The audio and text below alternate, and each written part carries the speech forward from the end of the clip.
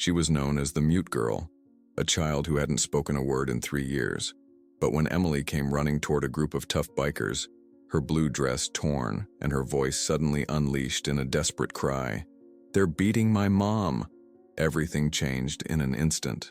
What these bikers discovered behind that abandoned church would shake their small town to its core, a powerful conspiracy involving the town's most respected men, missing women whose disappearances were never solved, and a terrifying secret hidden beneath an ancient oak tree.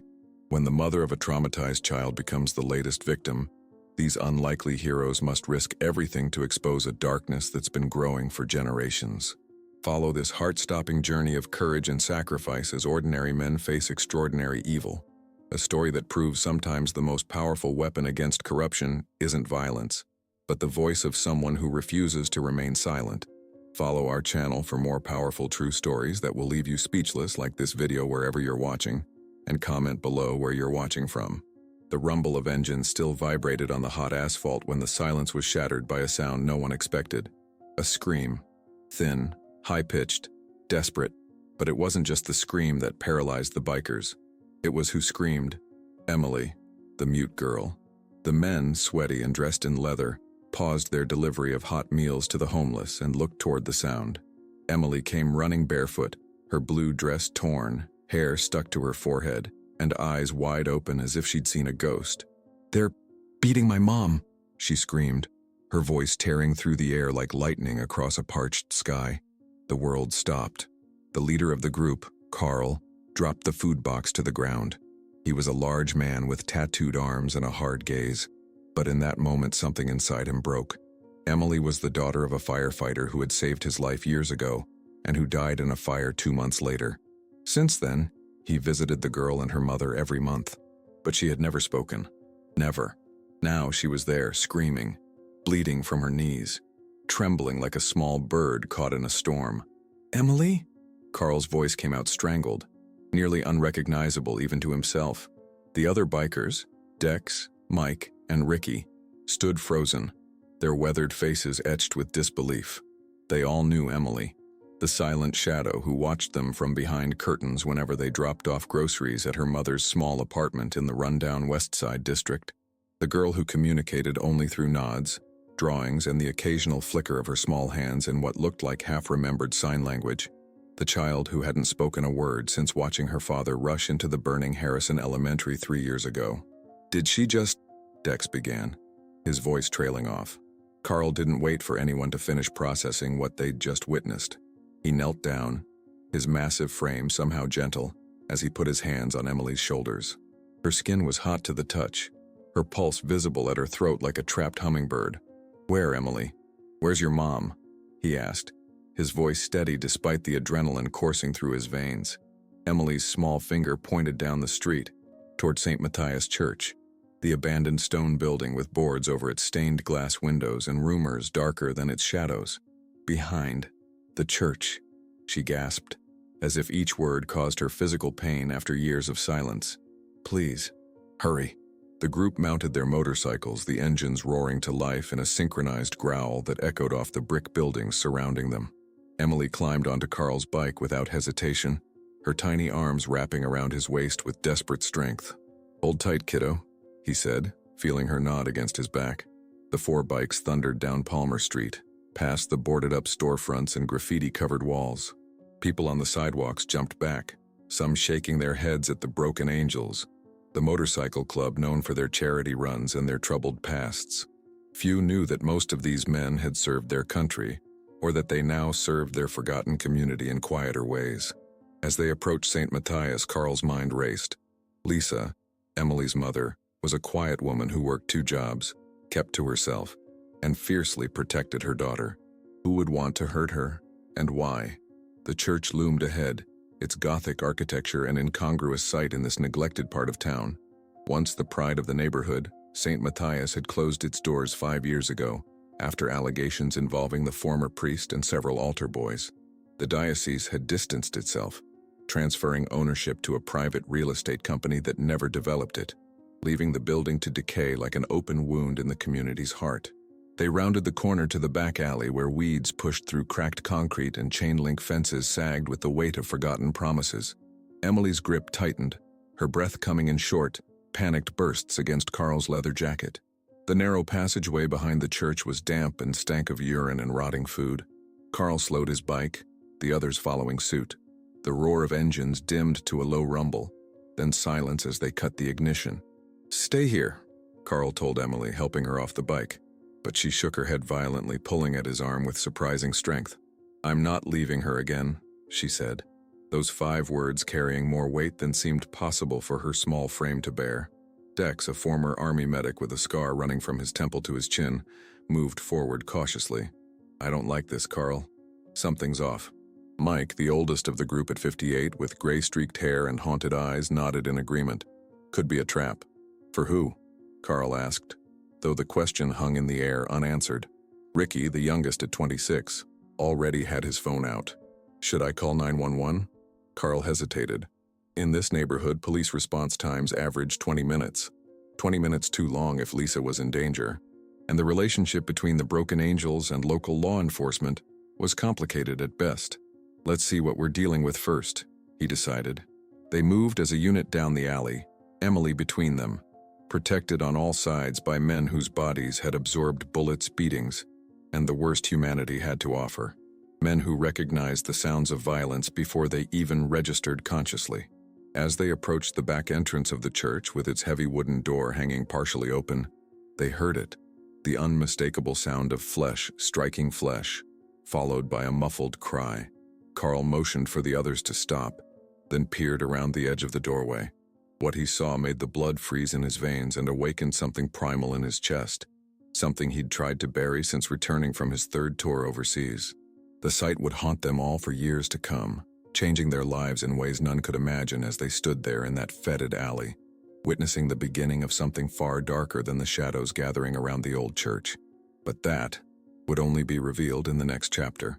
They found Lisa, Emily's mother, sprawled across the filthy steps of the church's side entrance, blood trickling from the corner of her mouth.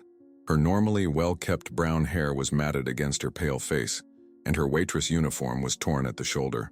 One of her shoes had come off, revealing a small butterfly tattoo on her ankle, a matching pair to the one Emily had on her wrist, Carl remembered. A tall man in a brown suit was walking away quickly, wiping his hands methodically with a white handkerchief. The contrast was jarring. The immaculate suit against the grime of the alley, the polished leather shoes navigating puddles with practiced precision. This wasn't some street thug or desperate addict. This man moved with authority, with the confidence of someone who never faced consequences. "Hey!" Carl's voice echoed between the brick walls, deep and threatening. The other bikers spread out instinctively, Dex rushing to Lisa's side while Ricky blocked Emily's view, turning the girl's face against his leather vest. The man in the brown suit stopped but didn't turn immediately. His shoulders tensed beneath the expensive fabric, then relaxed with deliberate control. When he finally faced them, his expression revealed nothing but mild annoyance, the look of someone interrupted during an unpleasant but necessary task. "Who the hell are you?" Carl demanded, closing the distance between them with heavy steps. The man reached into his breast pocket with unhurried movements and withdrew a small leather wallet. He flipped it open to reveal a gold badge and ID card. "Deputy State Representative William Harper," he announced, his voice cultured without a trace of the local accent. "And you gentlemen are interfering in official state business." Carl's eyes narrowed, recognition dawning. Harper's face stared down from campaign billboards throughout the district. A strong voice for family values, tough on crime, the rising star of state politics, whose name was whispered as a future governor. "Official business looks a lot like assault from where I'm standing," Carl growled, glancing back at Lisa, who was now being tended to by Dex. She was conscious but disoriented, her eyes unfocused. Harper sighed, as if dealing with a particularly slow child. "This woman is mentally unstable. She's been harassing my office with conspiracy theories and wild accusations. I came personally to offer help, a place at Greenlawn Psychiatric Center, and she became violent." He adjusted his tie with manicured fingers. "I defended myself. I was about to call the authorities when you, gentlemen, arrived." Behind Carl, Mike shifted uncomfortably. That's Deputy Harper, Carl. We should back off. But Emily had broken free from Ricky and was kneeling beside her mother, small hands hovering over Lisa's bruised face as if afraid to touch her. Liar, she whispered, the word barely audible. Harper's eyes flicked to Emily, something dark and unreadable crossing his features. The child is unfortunately influenced by her mother's delusions. Lisa has been hospitalized before for paranoid schizophrenia. It's all in her medical records. Lisa stirred, her eyes focusing briefly as she grasped Emily's hand. The diary, she mumbled, blood bubbling at the corner of her mouth. Don't let him take the diary. Her voice faded as her eyes rolled back, consciousness slipping away again. Diary? Harper's voice sharpened, his composed facade cracking for just a moment. More delusions. She needs professional help before she hurts herself or the child. Carl felt the tension building in his chest, the familiar pressure that preceded violence. 20 years ago, he would have already thrown a punch. Consequences be damned. But he'd learned the hard way that some battles needed different weapons. We're taking her to the hospital, he stated firmly. Not a question, but a declaration. Harper's smile didn't reach his eyes. I wouldn't advise that. Interfering with a state official carries serious penalties. I could have you all arrested for assault if you come any closer. He glanced pointedly at their leather vests with the broken angels patches. Men with your backgrounds wouldn't fare well in the system. The threat hung in the air, clear and precise. Carl's fists clenched at his sides. It was Dex who broke the standoff. She's losing too much blood. Possible concussion. We need to move her now, Carl. On the ground, partially hidden beneath rotting boards that had fallen from a boarded window, Carl spotted the corner of an old notebook, its pages water-stained and dog-eared, with a red ribbon marker hanging out. While Harper's attention was on Dex lifting Lisa, Carl subtly nudged the notebook with his boot, sliding it under his stance. You gentlemen have made a serious error today, Harper said, straightening his cuffs. I suggest you reconsider your actions before this escalates. He pulled out his phone. I'm calling the police. You have 30 seconds to leave the premises. Carl bent down as if to check his boot, palming the notebook and slipping it into his vest pocket in one smooth motion. We're taking her to County General, he announced, nodding to Dex, who had already lifted Lisa's unconscious form.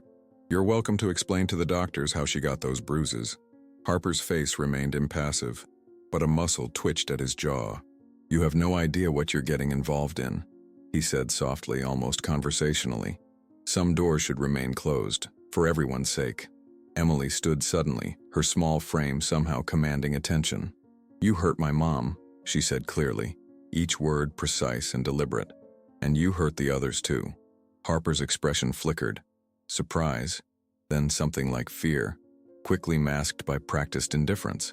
The child is confused, he said smoothly. Another symptom of her mother's influence. But Carl had seen that moment of fear, and it told him more than any words could. Whatever was in that diary, Harper was terrified of it becoming known. Ricky, take Emily on your bike. Dex has Lisa. Mike, you're with me, Carl ordered, backing away slowly, never taking his eyes off Harper. As they mounted their bikes, Harper remained motionless in the alley, phone still in hand, watching them with cold calculation. He didn't try to stop them, didn't call out threats. Instead, he simply observed, memorizing faces, making mental notes. The diary felt heavy in Carl's pocket as they roared away from St. Matthias Church, its weathered spire casting a long shadow over them. None of them realized then how that shadow would stretch across their lives in the coming days, or how the diary's yellowed pages contained secrets that would shake their city to its foundations. The diary would prove to be the key to something far larger, but at that moment none of them could imagine how deep the abyss behind that church truly went. The garage light cast a sickly yellow glow over Carl's workbench as he stared at the diary in his hands. It was close to midnight. The only sounds were the occasional car passing on the street outside and the soft ticking of the ancient wall clock that had once belonged to his father. The air smelled of motor oil, stale coffee, and the faint metallic tang of fear. Carl's hands trembled slightly as he ran his calloused fingers over the worn cover. The diary had seen better days, water-damaged, with several pages torn at the edges, the binding coming loose. A simple black notebook with no name on the outside, nothing to indicate the horrors it contained. Lisa was stable but sedated at County General. The doctors had noted her injuries with professional detachment, 3 broken ribs, a mild concussion, contusions on her face and arms consistent with repeated blows from a closed fist. When questioned, Carl had given them a vague story about finding her already injured. The hospital staff had exchanged knowing glances but asked no further questions. They'd seen enough domestic violence cases to recognize the pattern, even if this one didn't quite fit. Emily was staying with Dex and his wife for the night. The little girl had retreated back into silence after her outburst, communicating only through nods and the occasional scribbled note. But her eyes, those eyes, had seen too much. Carl took a deep breath and opened the diary. The first pages were mundane: grocery lists, appointment reminders, the everyday scribblings of a busy single mother. But around the 20th page, the handwriting changed, became more frantic. Words underlined multiple times, sentences that trailed off mid-thought, as if Lisa had been interrupted or afraid to finish. Carl's blood ran cold as he read. March 15th. Harper came by again today. Said he wanted to check on my mental state. He knows. Somehow he knows I saw them that night behind the church. Said they were just helping a troubled woman. But I heard her screams. They called it cleansing. Said some women were vessels of sin. Emily was asleep upstairs, thank God. March 28th. The police won't help. Officer Jenkins said I should be careful throwing around accusations about important people. He took my statement, but I know it went straight to the trash. Harper has friends everywhere. I've started seeing his car parked across the street at night, just sitting there, watching. April 10th. Found a dead bird on our doorstep today. Its neck was broken.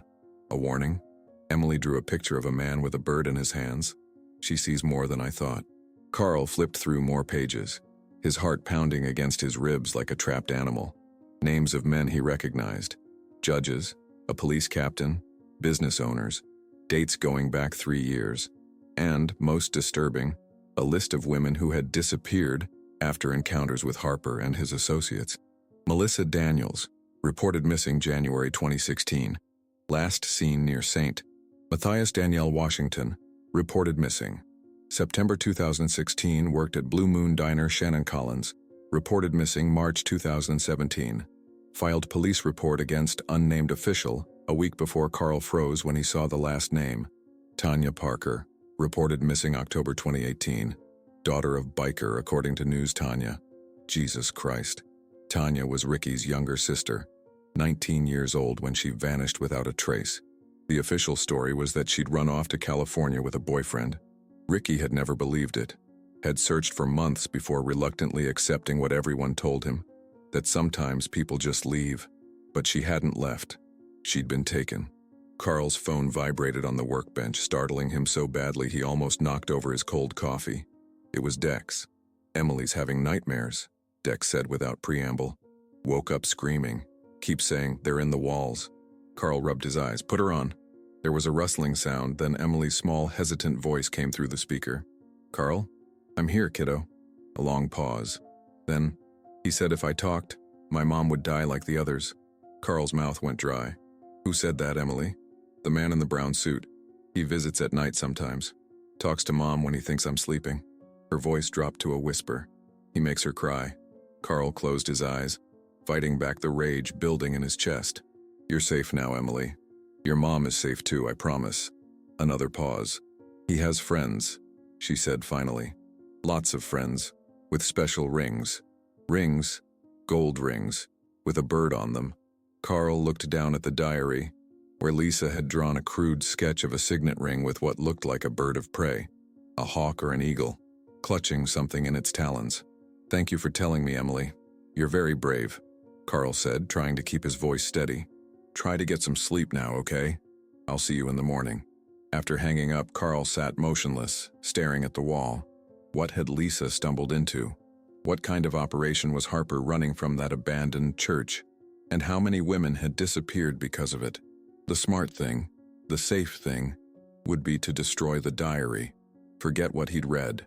Take care of Lisa and Emily as best he could, but stay away from whatever conspiracy they'd uncovered. But Tanya's name burned in his mind. Ricky had never recovered from his sister's disappearance, had turned to drugs for a while before Carl and the others pulled him back from the edge. How could Carl look him in the eye, knowing what he now knew? Decision made. Carl texted the others. Meeting. Tomorrow. 6 a.m. The usual place. No phones. The responses came quickly. Dex. We'll be there. Mike. Roger that. Ricky. Everything okay? Carl didn't answer the last one. Nothing was okay, and after tomorrow, nothing would ever be the same again. He carefully placed the diary in an old ammunition box, locked it and hid it beneath the loose floorboard under his workbench. Then he checked his gun, a .45 he'd kept from his army days, loaded it, and placed it within easy reach of his bed. As he finally lay down, sleep evading him, Carl couldn't shake the feeling that they had stumbled into something far beyond a simple case of assault. Harper's eyes haunted him, cold, calculating, utterly devoid of empathy, the eyes of a predator who had never faced consequences. Until now. But as morning approached, bringing with it the meeting that would set them all on a collision course with Harper and his powerful friends, Carl couldn't have known that one among them was about to reveal a connection to this nightmare that would shake the Broken Angels to their core. The rusted metal door of Lou's garage creaked open as the four bikers filed in silently. The place smelled of motor oil, old cigarettes, and secrets. A dim overhead bulb cast long shadows across their faces as they gathered around an oil-stained workbench. Carl had chosen this location carefully, owned by an old Vietnam vet who owed him a favor and, more importantly, had no security cameras and thick concrete walls that muffled sound. Mike, the oldest member of the Broken Angels at 58, stood slightly apart from the others. His weathered face was etched with deep lines of worry, his silver-streaked hair disheveled as if he hadn't slept. While the others had their leather vests on, proudly displaying the Broken Angels patch, Mike wore only a faded flannel shirt, despite the morning chill. "I'm not wearing the colors today," he said quietly when Dex raised an eyebrow at him. "Don't deserve to." Carl placed Lisa's diary on the workbench, its worn cover catching the light. "Before I open this thing again, you all need to know what we're dealing with." His voice was steady, but his knuckles were white as he gripped the edge of the bench. "This isn't just about Harper beating Lisa. It goes deeper." He explained what he'd found in the diary, the list of missing women, the cryptic references to rituals at St. Matthias, the golden bird rings. With each revelation, the temperature in the room seemed to drop another degree. "Jesus Christ," Dex muttered, running a hand through his close-cropped hair. "You're talking about some kind of cult? In our town?" Ricky, the youngest at 26, remained unnaturally still as Carl spoke. His normally animated face had gone completely blank, a mask that revealed nothing. But when Carl mentioned Tanya's name among the missing women, a small muscle in his jaw twitched violently. "You're saying my sister didn't run off?" Ricky's voice was barely audible. "That these people took her?" Carl nodded grimly. "That's what Lisa's diary suggests." A heavy silence descended on the garage. The implications were staggering, not just for Ricky and his family, but for all of them. If what Lisa had written was true, they were up against something far more dangerous than a single abusive politician. Mike cleared his throat. All eyes turned to him. He looked physically ill, his normally ruddy complexion ashen. "I can't do this," he said finally, his voice breaking. "I can't be part of this." Carl studied his old friend. "Why not, Mike? These girls need justice.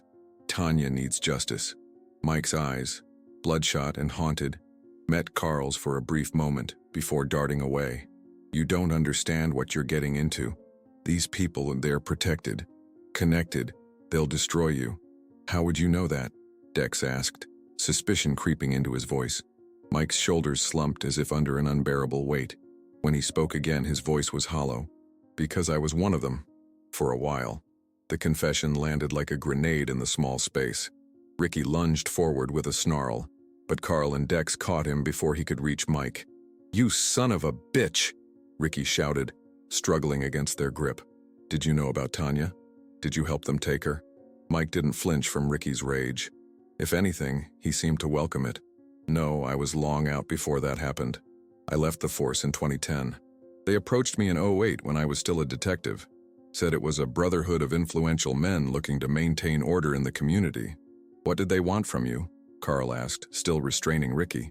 "Information. Case files on certain women, background checks. I didn't know what it was for at first." Mike's voice trembled. "By the time I figured it out, I was already compromised. They had photos of me taking bribes. I never touched those women, I swear to God, but I looked the other way. And Harper? Dex asked. He wasn't just part of it, he ran it, him and Judge Caldwell. Mike rubbed his face with shaking hands. When I tried to get out, they made it clear what would happen. I'd lose my pension, go to prison, or worse. So I kept my mouth shut when they forced me into early retirement. Ricky had stopped struggling, his fury giving way to a cold, focused rage. You're a coward, Mike. Mike nodded, accepting the judgment. Yes, I am. Carl released Ricky and stepped toward Mike. You knew all this time, while Ricky was searching for his sister, while other women disappeared. I told myself they were just runaways, druggies, women looking for a fresh start somewhere else. Mike's voice cracked. Lies. All lies, I told myself so I could sleep at night. The silence that followed was deafening. Outside, a car drove past, its headlights briefly illuminating the dusty windows before plunging them back into shadow. What happens at St. Matthias? Carl finally asked. Mike shook his head.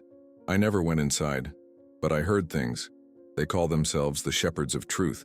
They believe certain women are vessels of corruption that need to be cleansed and then removed to maintain the purity of the community. Where do they take them? Ricky demanded. I don't know. That part was only for the inner circle. Mike looked up, his eyes hollow with shame. But I know where they keep records. Harper's lake house. He has a safe in the floor of his study. Carl nodded slowly, processing this information. We need that diary back, and whatever's in that safe. You can't just break into a state representative's house, Mike warned. Watch us, Ricky growled. Before they could debate further, Carl's phone buzzed with a text from Dex's wife. Someone broke into your house. Everything's torn apart. Carl's blood ran cold. They've got the diary. The next few hours passed in a blur. Carl's house had been systematically ransacked. Drawers emptied, furniture overturned, floorboards pried up. The ammunition box where he'd hidden the diary was gone. Whoever had done this knew exactly what they were looking for and where to start searching. That night, as Carl sat on his porch cleaning up the mess, Emily appeared silently at the edge of his yard. She was still staying with Dex and his wife, while Lisa recovered in the hospital, supposedly under psychiatric observation, in a secure wing where visitors were restricted. Emily, what are you doing here? Does Sarah know you're out? Carl asked, setting aside the broom. Emily approached cautiously, her small face solemn in the porch light. Without speaking, she handed Carl a folded piece of paper, a drawing. In crude, childlike strokes, she had depicted the interior of St. Matthias Church, not as it was now, abandoned and decaying, but as it might have looked in its prime. Candles, figures in robes, an altar, and at the center of it all, a man with a face Carl recognized immediately, though Emily had drawn him with exaggerated features that made him appear almost demonic. William Harper. Emily, did you see this happen? Carl asked gently. The girl nodded, then reached into her pocket and pulled out another drawing. This one showed a bird, the same bird emblem from Lisa's descriptions of the rings, clutching what looked like a small doll in its talons. They take them away, Emily whispered, breaking her renewed silence. The bird takes them away. As Carl looked at the drawing, a chill ran down his spine. Emily wasn't just drawing what she'd seen. She was trying to tell him something specific about the fate of the missing women, something that connected back to Harper, St. Matthias, and the sinister symbol of the bird. What he didn't know was that across town, Lisa's hospital room stood empty, the bed neatly made, as if she had never been there at all. The fluorescent lights of County General Hospital buzzed overhead as Carl stormed through the sterile corridors, his heavy boots squeaking against the polished linoleum. His face was a thundercloud, eyes narrowed with determination that masked his growing fear. Two nurses flattened themselves against the wall as he passed, intimidated by his size and the intensity radiating from him. When he reached the psychiatric wing, a security guard stepped forward with an outstretched hand. Sir, this is a restricted area. I need to see Lisa Williams. Carl interrupted, forcing his voice to remain steady. I'm here to see Lisa Williams. The guard's expression shifted subtly. I'm sorry, but there's no patient by that name currently admitted. That's impossible. She was brought in 3 days ago. Broken ribs. Concussion. Carl's fists clenched at his sides, knuckles whitening. She's under psychiatric observation. The guard consulted his computer, fingers tapping on the keyboard with deliberate slowness. No record of a Lisa Williams in our system, sir. Carl's patience snapped. He leaned forward, towering over the guard. Listen to me. She was here. Her daughter has been visiting her. So either your records are wrong, or something happened to her. A doctor approached, clipboard in hand, clearly drawn by the commotion. Is there a problem? Dr. Mercer? The guard said with evident relief. This gentleman is looking for a patient we don't seem to have registered. Dr. Mercer's face was a carefully composed mask of professional concern. Perhaps I can help. What was the patient's name again? Lisa Williams. Carl studied the doctor's face, searching for any flicker of recognition or deceit. Admitted 3 days ago after an assault. Ah, Dr. Mercer nodded slowly. Yes, I recall the case. Ms. Williams checked herself out yesterday afternoon. Against medical advice, I might add. Carl felt cold dread pool in his stomach. That's not possible. Her daughter would have told me. She came with a man who identified himself as her brother. He had all the proper documentation, Doctor, Mercer explained smoothly. She seemed eager to leave. What did this brother look like? Carl demanded. Dr. Mercer's gaze shifted away momentarily. I didn't see him personally. One of our nurses handled the discharge. I want to speak to that nurse. Now. I'm afraid she's not on duty today, Dr. Mercer replied, his professional smile never wavering. Carl recognized the stone walling for what it was. Someone had gotten to the hospital staff. The same someone who had ransacked his house and stolen Lisa's diary. Harper. Thank you for your time, Carl said coldly, turning to leave.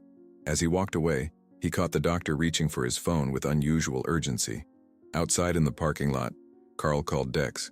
They're saying Lisa checked herself out yesterday. With her brother. Dex swore softly. That's impossible. Emily's been with us the whole time. Lisa wouldn't leave without her daughter.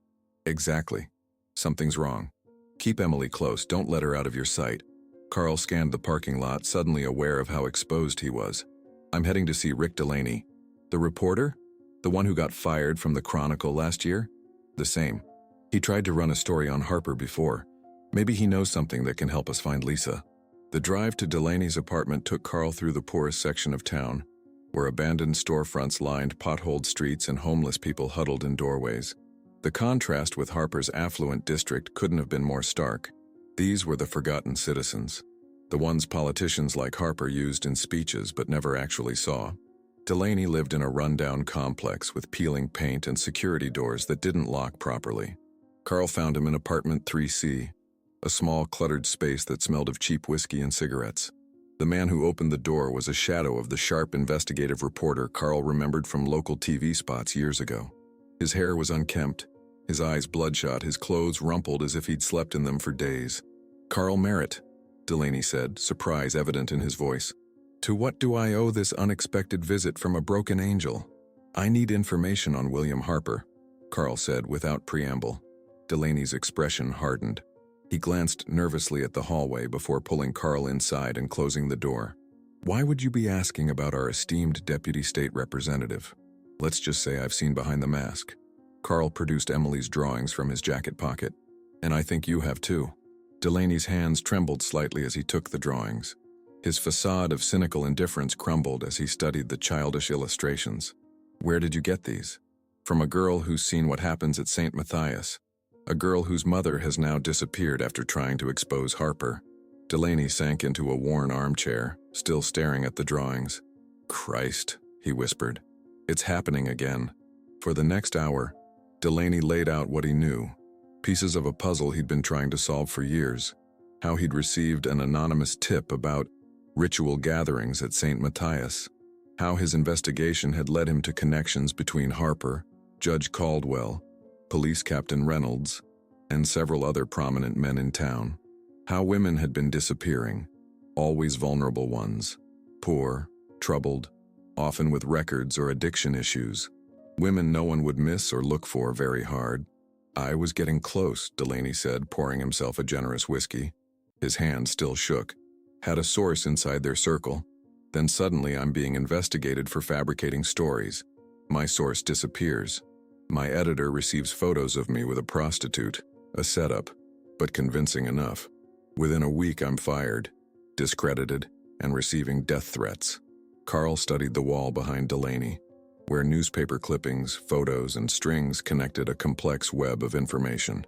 It was the work of a man either brilliantly methodical or deeply obsessed, perhaps both. "These symbols in Emily's drawings," Carl said, pointing to the bird emblem. "What do they mean?" Delaney took a long sip of his whiskey before answering. "The eagle devouring a dove, strength consuming innocence. It's an old symbol from a European secret society. The shepherds of truth adapted it for their own use." "And the church? Why St. Matthias specifically?" "Location, isolation, and history." Delaney stood, moving to his wall of evidence. He pointed to an old photograph of the church from the 1920s. St. Matthias was built over the remains of an older structure, a meeting hall used by the town founders, men who believed they had a divine right to maintain purity in their community. They conducted trials of morally corrupt women. History repeats itself, just with different costumes. Carl absorbed this information, connecting it with what Mike had revealed. "Where do they take them? The women who disappear?" Delaney's expression darkened. "I don't know for certain. My source was working on getting me that information when he disappeared." He hesitated, then added, "But I have a theory. Harper owns property outside town, a hunting lodge deep in the woods, very private, very isolated." As Delaney talked, Carl felt a growing certainty that Lisa was in imminent danger, if she wasn't already beyond help. The women in Lisa's diary had never been found. Tanya had never been found. He needed to move quickly. "One more thing," Delaney said as Carl prepared to leave. "Harper is planning a major announcement next week. Rumor is he's going to run for governor. Whatever you're going to do it fast. Once he announces, security around him will be impenetrable." Carl nodded grimly. "Thank you. Stay safe." Delaney's bitter laugh followed him to the door. "Too late for that advice, my friend. Much too late." As Carl descended the apartment stairs, his phone vibrated with a text from an unknown number. "Your biker friend Mike was just found dead in his garage. Apparent suicide. Gun in hand. Very tragic." The message carried no signature, but the meaning was clear. A warning. The shepherds knew they were investigating, and they were tying up loose ends. Mike, with his knowledge of their operations, had been the most vulnerable target. First Lisa, now Mike. How many more would disappear before this was over? Dawn was just breaking over the town cemetery when Carl arrived, dew still clinging to the weathered gravestones like tiny pearls. The early morning mist hung low, obscuring the distant outlines of cypress trees that lined the perimeter. Carl's breath fogged in the cool air as he made his way through the silent rows, his heavy boots leaving dark impressions in the wet grass. He hadn't slept. After receiving the text about Mike's suicide, he'd spent the night making calls, gathering the remaining broken angels, and preparing for what was beginning to feel like war.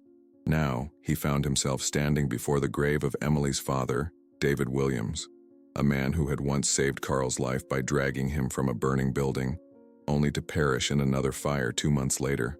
The headstone was simple. David Williams, beloved father and husband, hero to the end. Carl knelt, brushing away fallen leaves from the marker. "I'm trying to keep my promise, Dave," he said softly to the stone. "But things are complicated now. Your little girl's in danger. Lisa's missing." He paused, struggling with the emotion that threatened to overwhelm him. "I need your help, brother." Emily's cryptic words echoed in his mind. Mama said she's going to the place of Daddy. At first he'd thought it was the confused rambling of a traumatized child, but standing here now he wasn't so sure. Delaney's revelations about St. Matthias being built over an older structure had sparked a memory, something David had once mentioned about the old tunnels beneath the town. Carl ran his hand over the cool granite of the headstone, then paused. Something felt off. The ground around the grave seemed slightly disturbed, though it had been years since the burial. Pulling a small tactical flashlight from his pocket, he examined the area more carefully, noticing subtle signs that the earth had been recently turned. "What the hell?" he muttered, heart rate accelerating. Looking around to ensure he was alone, Carl retrieved a folding shovel from his backpack. What he was about to do would normally be unthinkable. Desecrating a grave was not only illegal, but deeply disrespectful. But if Emily's words meant what he thought they did, he began to dig, methodically at first, then with increasing urgency. The soil was softer than it should have been after years of settling. 6 inches down, his shovel struck something hard. Not a coffin. It was too shallow for that, but something metallic, Carl dropped to his knees, scraping away dirt with his hands until he uncovered a metal strongbox, roughly the size of a loaf of bread. It was secured with a combination lock, the same type David had used on his locker at the fire station. Carl tried the combination he remembered, David's daughter's birthday, 1207-15, and felt the lock click open. Inside, protected by a waterproof seal, he found exactly what Emily had cryptically suggested: a collection of old cassette tapes carefully labeled with dates, a stack of half-burned Polaroid photographs, and a folded piece of paper with Lisa's handwriting. The note was brief, but clear. "If you're reading this, we're both in danger. David didn't die by accident. He found out what Harper and the others were doing at St. Matthias. These tapes are his insurance. Recordings from when he installed the new fire system in the church basement. There's something underneath the church, Carl. Something they've been hiding for decades. Keep Emily safe. If I disappear, look for me where the tunnels meet beneath the oak." Carl's hands trembled as he returned the note to the box. David hadn't died in an accident. He'd been murdered because he discovered something about the shepherds of truth. And now Lisa had followed the same dangerous path. Back in his truck, Carl connected an old cassette player he'd borrowed from Delaney to the vehicle's sound system. The tape's quality was poor, the audio scratchy and faint, but the voices were still discernible. Harper's distinctive, polished tones emerged from the static, discussing payments and disposal procedures with other men, whose voices Carl didn't recognize. They mentioned dates and locations that corresponded with the disappearances in Lisa's diary. But most chilling was the casual discussion of a woman who had become problematic, who knew too much and needed to be cleansed. A woman they referred to as the firefighter's wife, Lisa. The recording had been made 3 years ago, shortly before David's death.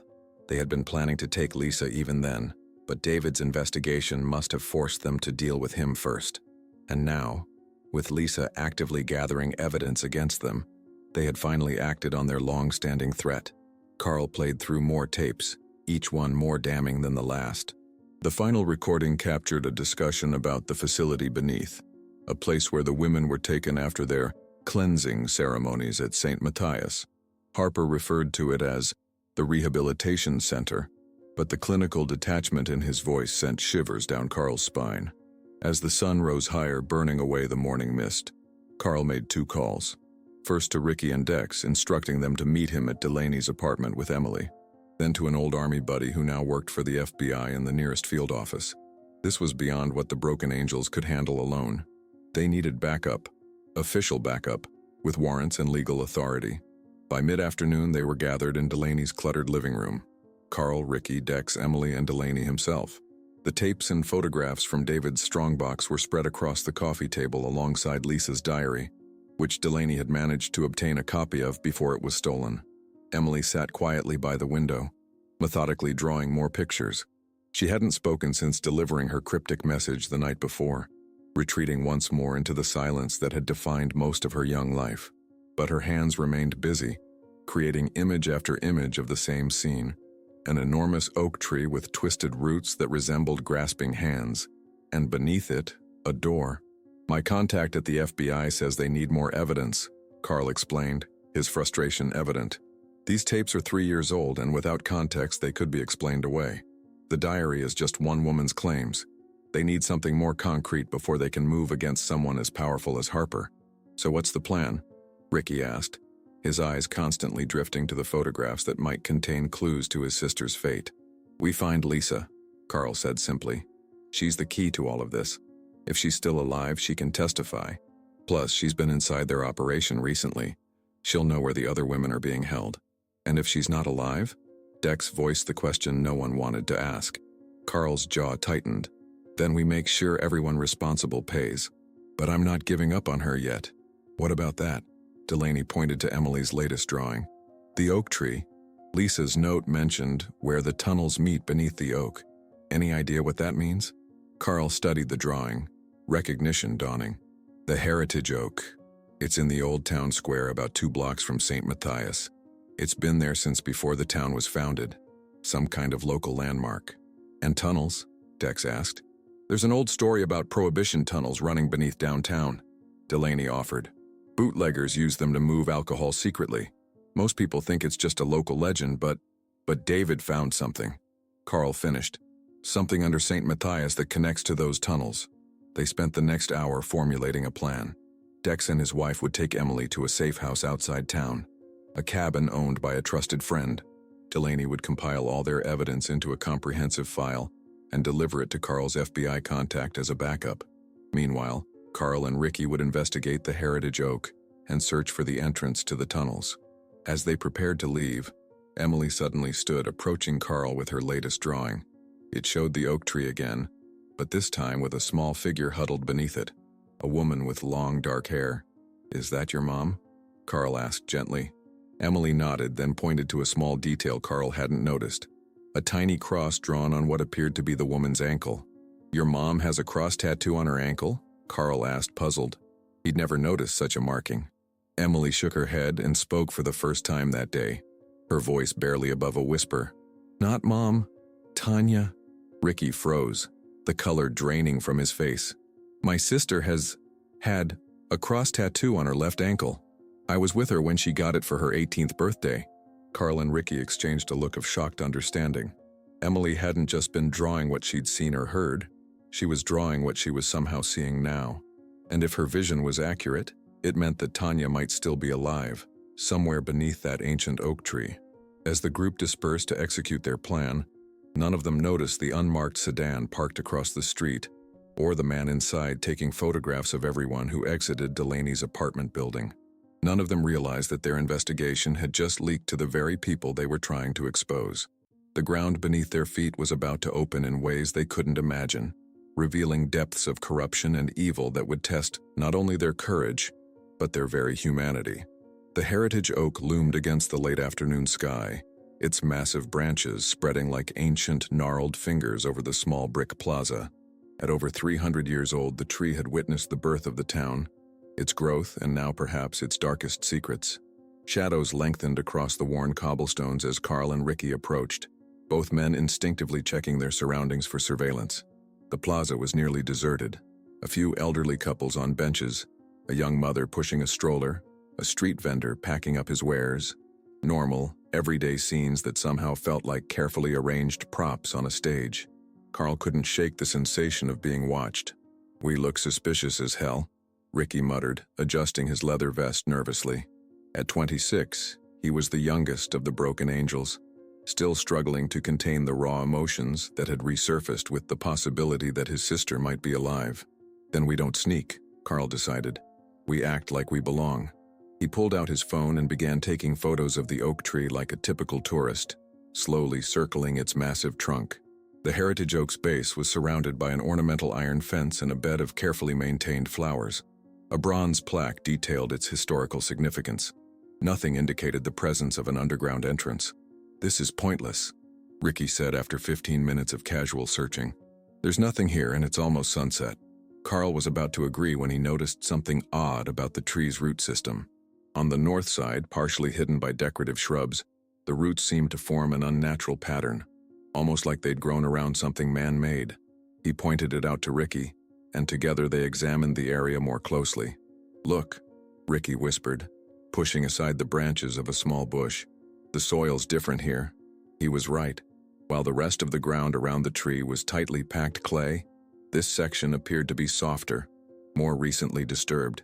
And there, half buried in the dirt, was the edge of what looked like a metal hatch. "Holy shit," Carl breathed. Emily was right. They glanced around the plaza again. The elderly couples had left. The mother with the stroller was nowhere to be seen. Only the vendor remained, loading the last of his equipment into a van. "We need to wait until dark," Carl decided. Too many eyes during daylight. They retreated to a cafe across the street with a clear view of the oak tree, ordering coffee and sandwiches they barely touched. The waiting was excruciating.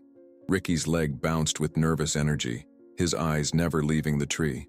"If she's alive, Carl," his voice caught. "If Tanya's been down there all this time." Carl placed a steadying hand on his friend's shoulder. "One step at a time. We find the entrance. We see where it leads. We get evidence. Then we bring in the FBI and take these bastards down." As dusk settled over the town, the plaza lights flickered on, casting the oak tree in an ethereal glow. The street vendor finally drove away. The cafe began closing. Night had arrived. Using the darkness as cover, they returned to the oak tree. With a small pry bar from Carl's backpack, they carefully cleared away the dirt from the metal edge they'd discovered. It was indeed a hatch, old and rusted, but unmistakably a doorway. A heavy padlock secured it. "Stand back," Carl whispered, pulling out a small set of bolt cutters. The lock, weakened by years of exposure to the elements, gave way with a muted snap. The hatch creaked as they lifted it, revealing a narrow shaft with rusted metal rungs embedded in the wall. The smell that wafted up was damp and musty, tinged with something chemical and antiseptic. "I'll go first," Carl said, switching on his tactical flashlight. "Stay alert." The descent was longer than expected, at least 30 feet straight down. The rungs were slick with moisture, some weakened by rust. By the time Carl's boots touched solid ground, his palms were raw and his shoulders ached from the careful climb. Ricky followed close behind, his breathing quick and shallow in the confined space. The tunnel that stretched before them was surprisingly well maintained compared to the access shaft. Concrete floors, brick walls, and electrical conduit running along a low ceiling. Battery-powered emergency lights provided dim illumination at regular intervals. "This is no abandoned bootlegger tunnel," Ricky whispered. "Someone's using this regularly." They moved cautiously down the passage, the beam from Carl's flashlight revealing more details. The tunnel sloped gently downward, heading in the direction of St. Matthias Church. Periodically, they passed smaller offshoots branching in different directions, but they stayed with the main passage, guided by the presence of the electrical wiring. After about 500 yards, the tunnel widened into a small antechamber with a heavy metal door. Unlike the rusty hatch above, this door was modern, solid, and equipped with an electronic keypad. "End of the line," Ricky said, frustration evident in his voice. But Carl was examining the floor, where a thin line of something dark had seeped out from beneath the door. He touched it with his fingertip, then held it up to the light. "Blood," he said grimly. "Fresh." The implication hung between them like a physical presence. Someone was injured on the other side of that door. Perhaps Lisa, perhaps Tanya, perhaps another victim of the shepherds. "We need the code," Ricky said, examining the keypad, "or we need to blow it open." Carl was about to respond when they heard it, a faint sound coming from one of the smaller side tunnels they'd passed. A whimpering, like a wounded animal. They backtracked quickly, finding a narrow passage they'd overlooked. It curved sharply before opening into what appeared to be some kind of storage area, stacked with old wooden crates and discarded equipment. And there, huddled in the corner behind a broken chair, was a figure. Carl approached slowly, flashlight beam lowered to avoid blinding whoever it was. "Hello? We're not here to hurt you." The figure shifted, revealing the face of a woman. Gaunt, bruised, her eyes wide with terror. It wasn't Lisa. It wasn't Tanya. But Carl recognized her from the missing persons reports in Lisa's diary. Shannon Collins, reported missing over a year ago. "Please," she whispered, her voice cracked from disuse. "They'll be back soon. They always come back." Carl knelt beside her, noting the medical gown she wore, the track marks on her arms, the shaved patches on her skull where electrodes had been attached. "Shannon, we're going to get you out of here." Her eyes darted frantically between Carl and Ricky, focusing on their leather vests. No, you're with them. The bird takes us away." "We're not with them," Ricky said gently, showing her his arm where a small tattoo of his sister's name was visible. "We're looking for someone, my sister Tanya. Do you know her?" Shannon's expression shifted, recognition flaring briefly. "Tanya, yes. Block C. The special ones." Her words were disjointed, her mind clearly fractured by whatever she'd experienced. "They take pieces for the treatments." "Pieces?"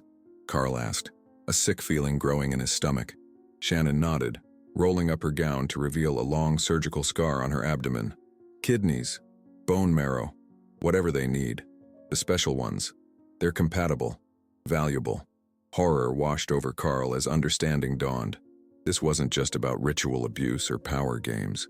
The shepherds of truth were harvesting organs from their victims, using vulnerable women as living donors for someone wealthy enough to buy silence and complicity.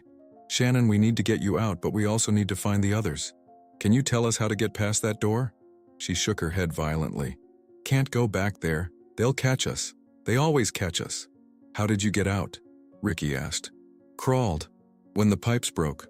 Water everywhere. Guards distracted. She pointed to a narrow opening near the floor, partially hidden by the crates. Service tunnel, for the old heating system. Carl examined the opening. It was barely large enough for a person to squeeze through, and Shannon was severely malnourished. But it might be their only option for getting deeper into the facility without the door code. Shannon, I promise we'll come back for you. But right now, we need to find the others. Carl pulled off his jacket and wrapped it around her trembling shoulders. Stay hidden. We'll bring help. No one helps, she whispered, curling into herself. No one ever helps. The service tunnel was even narrower than it had appeared, forcing Carl and Ricky to crawl on their stomachs through decades of dust and debris. The space was claustrophobic, the air stale and thick with the smell of mold. Carl's broad shoulders scraped painfully against the rough concrete as they inched forward in near darkness. After what felt like an eternity, they reached another opening. Peering through the grate, Carl could see a sterile corridor with fluorescent lighting, something that would not be out of place in a hospital or research facility. Two men in security uniforms walked past, engaged in casual conversation about a baseball game. When the guards were gone, Carl carefully removed the loosened grate and they emerged into the corridor. The contrast was jarring. From the filthy, ancient tunnel into what appeared to be a modern medical facility. Signs on the walls indicated different sections: processing, recovery, long-term care, and most disturbing of all, harvesting. Jesus Christ, Ricky whispered, his face pale. What is this place? Before Carl could answer, a door at the end of the corridor opened. They ducked into an alcove as a white-coated figure emerged, studying a clipboard. The man walked briskly past their hiding place, revealing a glimpse of what lay beyond the door. A large circular room with hospital beds arranged like spokes of a wheel around a central monitoring station. And there, visible for just a moment as the door swung closed, was a woman with dark hair being wheeled on a gurney toward the center of the room. Lisa. Every instinct in Carl's body screamed for him to rush into that room, to grab Lisa and fight his way out. His muscles tensed, ready for action. But Ricky's firm grip on his arm held him back. We need a plan, Ricky whispered, his face showing the same desperate struggle between emotion and reason. We can't just charge in there. Carl forced himself to breathe, to think.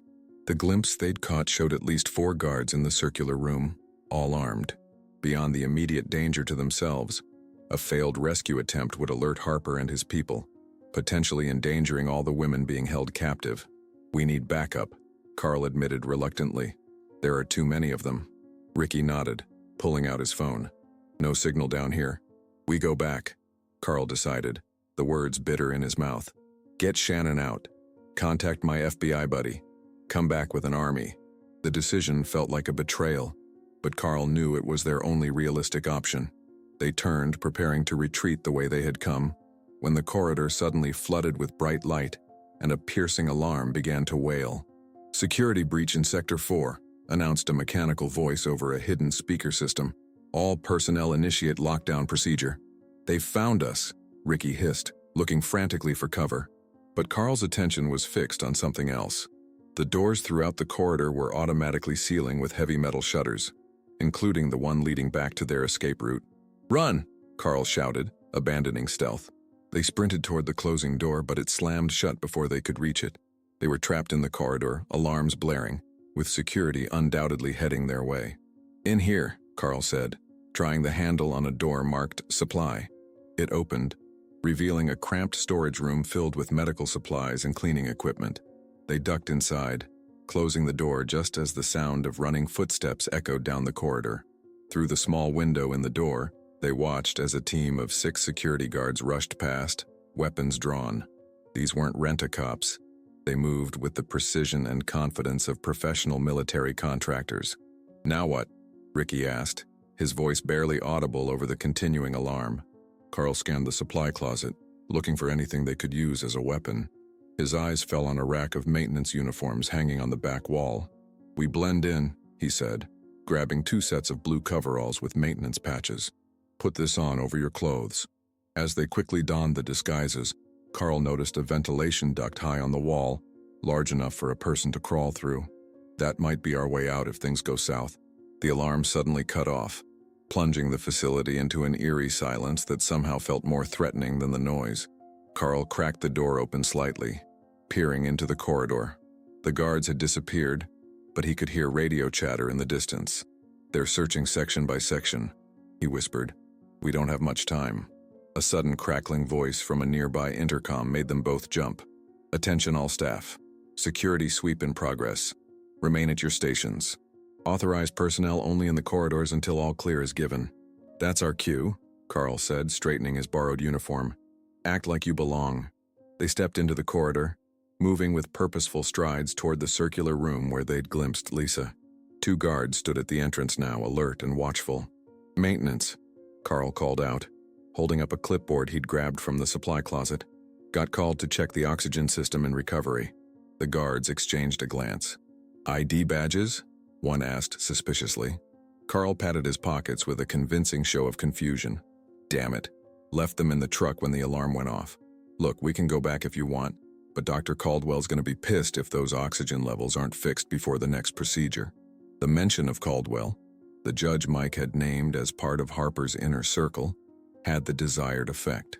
The guard's posture softened slightly. "Sign in here," he said, holding out a digital tablet. "And make it quick." Carl scribbled an illegible signature, heart pounding as the guard scrutinized the screen. After what felt like an eternity, the man nodded and stepped aside. The circular room beyond was a nightmarish blend of cutting-edge medical facility and prison. 8 hospital beds radiating from a central nurse's station like spokes on a wheel, each occupied by a woman. Some appeared sedated, others restrained. Monitoring equipment beeped softly, tracking vital signs. Medical staff in scrubs moved efficiently between patients, adjusting IVs and checking charts. And there, on the bed directly opposite the entrance, was Lisa. Her eyes were closed, her breathing shallow. An IV dripped clear fluid into her arm, and a monitor displayed her heart rate, steady but weak. "Check the panel over there," Carl muttered to Ricky, nodding toward an oxygen control system on the wall. "I'll handle this side." They split up, maintaining their maintenance worker charade while surreptitiously examining the room. Carl worked his way slowly around the perimeter, pretending to inspect equipment while counting guards, 4 total, exits, 2 besides the main entrance, and patients, 8 women, all appearing to be between 20 and 40 years old. When he reached Lisa's bed, he carefully positioned himself to block the nurse's view and gently touched her hand. "Lisa," he whispered. "It's Carl. Can you hear me?" Her eyelids fluttered but didn't open. She was heavily sedated.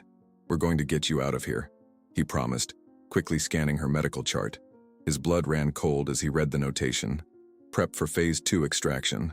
Viable donor for all major organs. Schedule complete harvest for 0600. They were planning to kill her, less than 12 hours from now." Across the room, Ricky had made his way to a different bed. The woman there was awake, her green eyes tracking his movements with desperate intensity. When he glanced at her ankle, visible beneath the thin sheet, he froze. A small cross tattoo marked her pale skin. "Tanya," he breathed, barely audible. Her eyes widened in recognition, then filled with tears. She gave a nearly imperceptible nod. After 3 years believing his sister was gone forever, Ricky had found her, alive, but imprisoned in this medical nightmare. His hands shook with the effort of restraining himself from immediately attempting to free her. "Working late, gentlemen?" came a smooth voice from behind them. Carl turned slowly to find himself face to face with William Harper, dressed not in his usual politician's suit but in a white doctor's coat. His smile was pleasant, his eyes cold as ice. "Just finishing up, sir," Carl replied, fighting to keep his voice steady. "Oxygen system check." Harper nodded, studying them with unnerving intensity. "Funny, I don't recall authorizing maintenance during lockdown, and I certainly don't recognize either of you." The room had gone silent, all medical personnel frozen in place, watching the confrontation. The guards had shifted positions, hands moving to their weapons. "Must be a miscommunication," Carl said, taking a subtle step backward, positioning himself between Harper and Lisa's bed. "We'll come back later." "I don't think so," Harper said softly. He reached into his coat pocket and withdrew not a weapon but a small photograph. It showed Carl and Ricky outside Delaney's apartment building. "You see, we've been expecting you, Mr. Merritt. You and your friend Mr. Parker have been quite the nuisance lately." The trap had been perfectly executed. They'd been under surveillance the entire time, probably since Mike's death. Harper had allowed them to find the tunnel entrance, to discover the underground facility, even to infiltrate this room, all to draw them in deeper. The famous broken angels, Harper continued, his tone conversational despite the deadly tension in the room. So concerned about these women, so righteous in your moral outrage. His smile widened. Did you never wonder why we chose them specifically? Why these particular women caught our attention? Carl remained silent, mind racing for a way out of this deadly situation. They're special, you see, Harper explained, as if discussing an interesting scientific discovery rather than human captives. Genetically compatible with our benefactor. Perfect donors, providing the gift of extended life through their sacrifices. You're harvesting their organs, Carl said flatly. Harper inclined his head in acknowledgement. For the greater good. One wealthy man with the resources to change the world versus a handful of troubled women with no future. The moral calculation is quite simple. You're insane, Ricky spat. No, Harper corrected mildly. I'm practical. And now, gentlemen, you have a choice to make. He nodded to the guards, who had fully drawn their weapons now. You can die here, quickly and quietly, or you can join our operation. Men with your particular skills could be quite useful to us. Carl's eyes met Ricky's across the room. In that brief exchange, a plan formed. Desperate, possibly suicidal, but their only option. Can I think about it? Carl asked, taking another step back, his hand brushing against Lisa's IV stand. Harper smiled indulgently. By all means. Take all the time you... In one fluid motion, Carl yanked the IV pole free and swung it like a baseball bat, catching the nearest guard across the face with a sickening crack. Simultaneously, Ricky flipped a wheeled equipment cart toward the other guards, creating momentary chaos. Fire alarm, Carl shouted, smashing the glass emergency box on the wall. Sprinklers erupted overhead, drenching the room. Alarms blared anew. In the confusion, Carl scooped Lisa's limp form from the bed, while Ricky rushed to free Tanya from her restraints. Harper was shouting commands, his carefully controlled demeanor shattered. Guards struggled to target the intruders without risking hitting the valuable donors. Main exits blocked, Carl yelled to Ricky over the alarms. Emergency exit, go! They ran, carrying the women, through the second door Carl had noted earlier. It led to a narrow service corridor, thankfully empty during the chaos. Behind them, they could hear Harper screaming for reinforcements, for the exits to be sealed. But they had one advantage. The mandatory fire protocols had overridden the security lockdown, automatically unlocking emergency exits throughout the facility. They burst through a fire door into a stairwell, taking the steps two at a time despite their burdens. Lisa remained unconscious in Carl's arms, but Tanya was now fully alert, clinging to her brother as they climbed. There's others, she gasped weakly. So many others. We'll come back for them, Carl promised grimly. With help. 3 flights up, they emerged into what appeared to be the basement of St. Matthias Church, confirming Delaney's theory about the facility's location. Moonlight filtered through broken stained glass windows, illuminating dusty pews and fallen religious artifacts. The church had been abandoned for years, its once sacred spaces now serving as camouflage for the horrors beneath. The irony wasn't lost on Carl as they navigated through the nave toward the main entrance. Outside, the night air felt impossibly sweet after the sterile, antiseptic atmosphere of the underground facility. They didn't pause to savor it, running toward Carl's truck parked 2 blocks away. As they reached the vehicle, the night exploded with the wail of approaching sirens. Harper's influence extended to local law enforcement. They were now fugitives carrying 2 women who officially didn't exist. We can't go to the hospital, Carl realized as he gently placed Lisa in the back seat. They'll find us immediately. Where then? Ricky asked, supporting his weakened sister. Carl started the engine, mind racing through options. The cabin. Dex and Emily are there. It's off the grid, no paper trail. As they drove away from the town, Lisa stirred slightly in the back seat. Her eyes fluttered open, unfocused and confused. Emily? She whispered hoarsely. She's safe, Carl assured her, watching her in the rearview mirror. We're taking you to her. Lisa's cracked lips formed a ghost of a smile before her eyes closed again. But this time, it seemed more like natural sleep than sedation. She was fighting her way back. In the passenger seat, Tanya leaned against her brother, years of captivity evident in her hollow cheeks and prematurely aged features. Yet there was a fierce light in her eyes as she watched the town recede behind them. "They'll come for us," she said quietly. "They never stop." "Let them come," Ricky replied, his arm protective around her shoulders. "We're ready now." The headlights cut through the darkness as they drove toward the mountains, toward temporary safety. But Carl knew this was far from over. They'd rescued 2 women, but how many more remained in that facility? And how many other facilities might exist, hidden beneath ordinary buildings in towns across the country? Harper and his Shepherds of Truth had been operating for decades, protected by wealth, influence, and the public's unwillingness to believe such horrors could exist in their community. Stopping them would require more than a daring rescue. It would require exposing the entire operation to the light of day.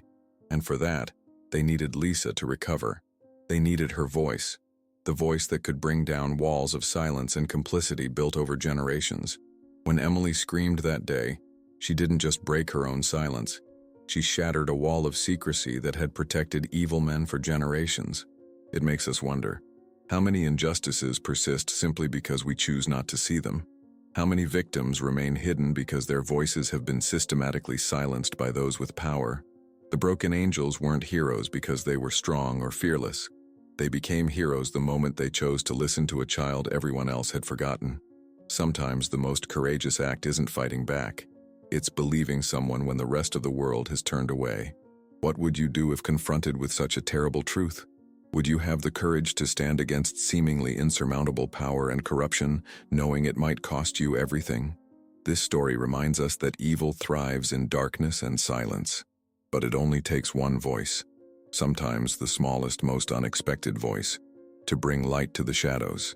If this story moved you, please share it with someone who needs to hear it.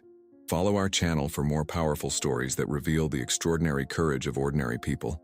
Like this video, and help us spread these messages of hope and justice to those who need them most.